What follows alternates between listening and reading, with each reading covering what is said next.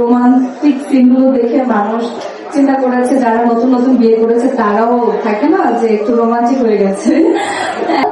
Thank you so much, এত সুন্দর একটা ক্যারেক্টার আপনি আমাকে দিয়েছেন, যেটা আসলে আমার মনে হয় যে মনে রাখার মতো একটা ক্যারেক্টার। আমি কোথাও গেলে বলতে খুব ভালো লাগে, একটা প্রাউড ফিল হয় যে না আমি খুব ভালো একটা কাজ করেছি।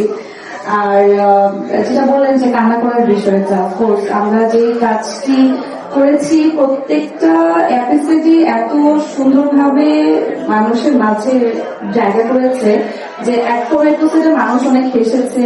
আমাদের রোমান্টিক সিনগুলো দেখে মানুষ চিন্তা করেছে যারা নতুন নতুন বিয়ে করেছে তারাও থাকে না যে একটু রোমান্টিক হয়ে গেছে।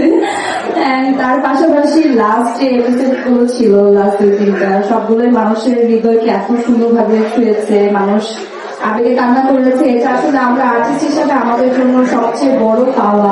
আমরা তো এটাই চাই যে যে কাজটি আমরা করবো সেই কাজটি দর্শক খুব ভালোভাবে দেখুক, এবং সেটাও হয়েছে। আর অফকোর্স এর পাশে যে সামিরকে পেয়েছি, আমাদের জুটিটাকে মানুষ এত সুন্দরভাবে গ্রহণ করেছে, অনেক ভালো রেসপন্স পেয়েছি। এই ব্যাপারে আসলে তোমারও তো ভালো লেগেছে অফকোর্স। আর তার পাশাপাশি যে এই পরিবারটা দেখে মনে হচ্ছে যে আজকে আমরা আরেকটা এপিসোডে শুটিং করে ফেলবি।